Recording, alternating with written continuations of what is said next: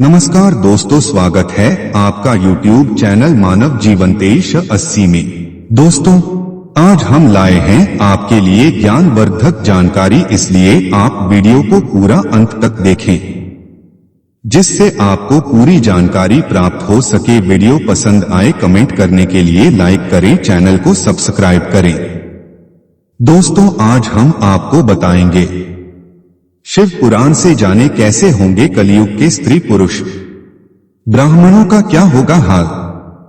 शिव पुराण के विद्येश्वर संहिता के अध्याय 1 में उन ऋषियों द्वारा कलयुग का वर्णन किया गया है कि कलयुग के मनुष्य कैसे होंगे, कलयुग की स्त्रियां कैसी होंगी, वह सब वर्णन इस अध्याय में किया गया है। शिव पुराण के अनुसार जो धर्म का महान क्षेत्र है, जहां गंगा यमुना का संगम हुआ है, उस परम पुण्य प्रयाग में जो ब्रह्मा लोक का मार्ग कहा जाता है, महातेजस्वी महाभाग महात्मा मुनियों ने एक विशाल ज्ञान यज्ञ का आयोजन किया। उस ज्ञान यज्ञ का समाचार सुनकर पौराणिक शिरोमणि व्यास शिष्य महामुनि सूत जी मुनियों का दर्शन करने के लिए पहुंच गए।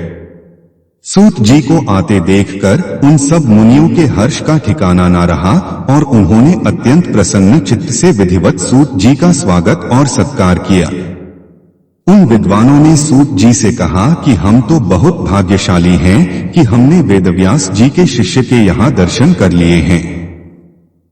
आप तो समस्त कथाओं के भंडार हैं, तीनों लोकों में भूत वर्तमान और भविष्य, इसके अलावा जो भी कोई वस्तु है वह आपसे अज्ञात नहीं है, यानी कि आपसे छिपी हुई नहीं है। यह तो हमारा ही सौभाग्य है जो उस यज्ञ का दर्शन करने के लिए आप पधार गए हैं। हमें तो ऐसा लगता है कि वेदव्यास जी के माध्यम से हमारा कुछ कल्याण होने वाला है। शिव पुराण की विद्येश्वर संहिता के अध्याय 1 में उन ऋषिमुनियों के द्वारा कलयुग का वर्णन किया गया है। कलयुग के मनुष्य कैसे होंगे, कलयुग के लोग कैसे होंगे, कलयुग की स्त्रियां कैसी होंगी, वह सारा वर्णन इस अध्याय में किया गया है। तो आज इस लेख में हम आपको वह बताते हैं। घोर कलयुग आने पर मनुष्य पुण्य कर्म से दूर रहेंगे, दुराचार में फंस जाएंगे और सबके सब सत्य भाषण से मुंह फेर लेंगे, दूसरों की निंदा में तत्पर होंगे। कलयुग में लोग पराये धन को हड़पने की इच्छा करेंगे, उनका मन पराई स्त्रियों में आसक्त होगा और वे दूसरे प्राणियों की हिंसा करेंगे, अपने शरीर को ही आत्मा समझेंगे, नास्तिक, मूर्ख और पशु बुद्धि रखने वाले होंगे, माता पिता से द्वेष करेंगे, ब्राह्मण लोभ रूपी ग्राह के ग्रास बन जाएंगे, वेद बेचकर जीविका चलाएंगे, धन का उपार्जन करने के लिए ही विद्या का अभ्यास करेंगे और मद से मोहित रहेंगे।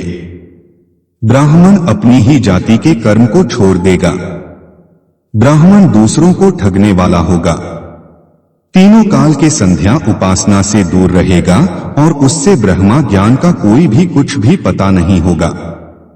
समस्त क्षत्रिय अपने धर्म का त्याग कर देंगे, कुसंगी, पापी और व्यभिचारी हो जाएंगे, उनमें वीरता का अभाव होगा, वह शूद्रों सा बर्ताव करेंगे और उनका चित्त काम का किंकर बना रहेगा, वैश्य संस्कार से भ्रष्ट हो जाएंगे, स्वधर्म त्यागी होंगे, धन उपार्जन परायण तथा नापतोल में अपनी धूर्तता का परिचय देने वाले होंगे। इसी तरह शूद्र ब्राह्मणों के आचार्य में तत्पर हो जाएंगे, उनकी आकृति उज्ज्वल होगी, वह अपना कर्म धर्म छोड़कर उज्ज्वल वेशभूषा से विस्मित होकर घूमेंगे, वे स्वभाव से अपने धर्म का त्याग कर देंगे और उनके विचार धर्म के प्रतिकूल होंगे, कुटिल और ब्राह्मणों के निंदक होंगे, यदि धनी भी हो गए तो कुमार्ग में उनका धन लगेगा, अगर विद्वान हुए तो वाद विवाद करने वाले होंगे, अपने को कुलीन मानकर चारों वर्णों के साथ वैवाहिक संबंध स्थापित करेंगे, समस्त गणों को अपने संपर्क से भ्रष्ट करेंगे।